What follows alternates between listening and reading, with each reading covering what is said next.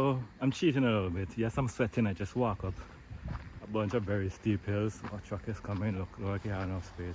Yeah, so I'm cheating because this is technically not day 15. This is day 16, which is my father's birthday. But day 16 is also going to be the video that you're going to see tomorrow. Because yesterday I spent the whole time healing my little, what you call it? The boil thing on my leg, my blister. I spent yesterday healing it because it was swelling in a different spot now.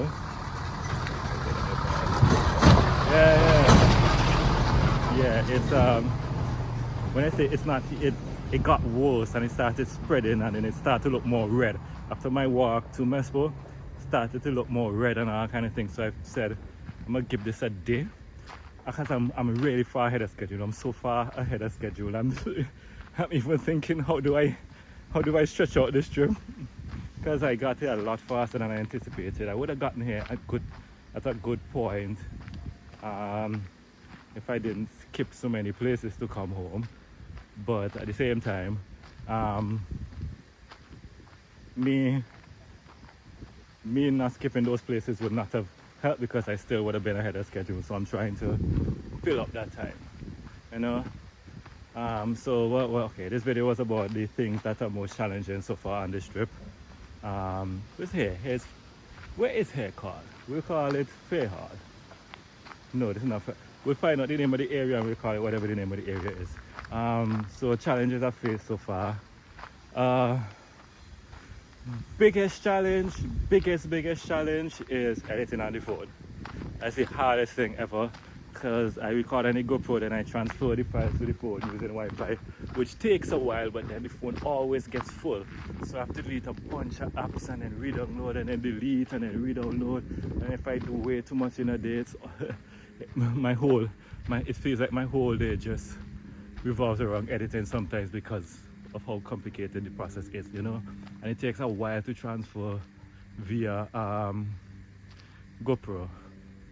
But if I had like, wait, I have a GoPro to iPhone cord. Like it could plug into the GoPro, it could plug into the... I have to try something. If this works, I'm gonna be so upset with myself when I tried this before. But there's a way to plug the GoPro into the phone. Like I have a cord that's USB-C. But anyway, it's always full. So I have to delete stuff. I have to go through footage and delete it. And then the GoPro app downloads it onto the app and takes up space by downloading it onto the app, and then you have to now save it from the app into photos which creates like two sets of files being downloaded. So when I transfer it from the app, then I could delete it from the app to be able to open CapCut to start a new project and make sure I don't have any project there before, because I have to delete whatever project is there before to put a new project.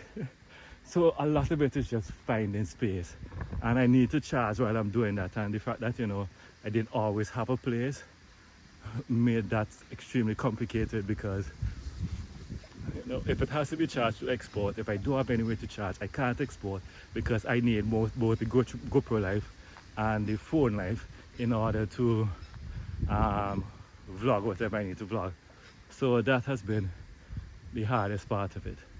Number two has been battery life. I have a power bank for my phone, but it's just not enough. You know, it's just not enough. The GoPro battery is also not enough, but I'm not upset as much about the battery, because the GoPro battery dying means I vlog less, which means I don't take up all the space on my phone. So yeah, the battery life is somewhat of a problem otherwise. What else? And the phone battery life would be a lot better if I turn off the data, because data just pulls a lot of battery. So I tend to turn it off a lot and then turn it back on when I want to message anybody or about anything, you know, or just to check to see if I have any message or anything. Yeah, those two things. The third thing is mosquitoes and sandflies. Mosquitoes and sandflies everywhere. Right now I'm not being bitten, and I love it. I don't know what it is about up countryside, but oh no, wind is on this place, eh?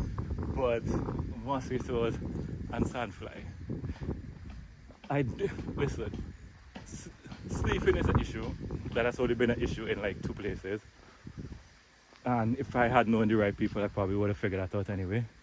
But yeah, them mosquitoes and sandfly, boy, they are bane to my existence. Number 4, sleeping arrangement hasn't been that bad. Like I could sleep anywhere. What's the one I just said? I can't remember. The one I just said before, whatever it was that I said is on the list. But yeah, I feel like the bug will be dealt with if I find the right thing. Because I have a 3-hour bug spray and you fall asleep with a 3-hour bug spray. You're going to wake up in the night getting bitten, you know? The heat. Oh, the sun. Nah, the sun is above the bugs.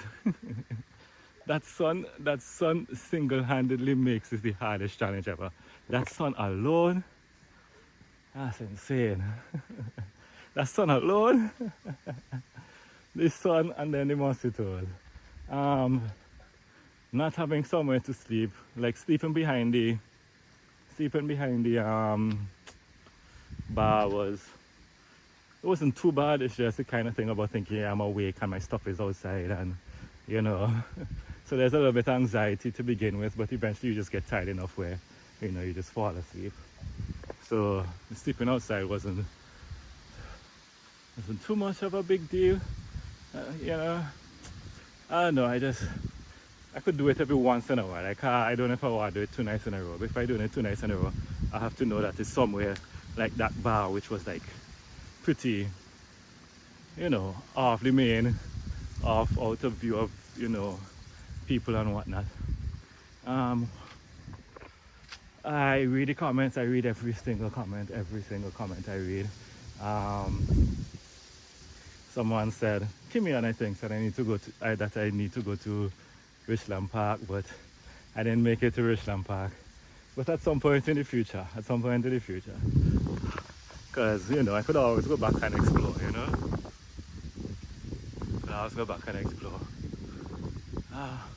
What other comments?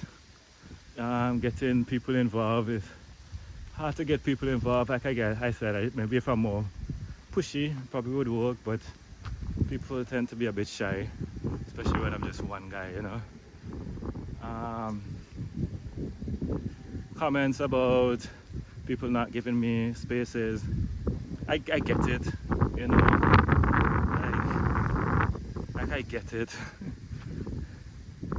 I mean, I am some strange guy who's doing some wild thing, who's asking randomly for a place to stay. I mean, if you don't, like, people don't have to do it, and like, I'm big on my personal space.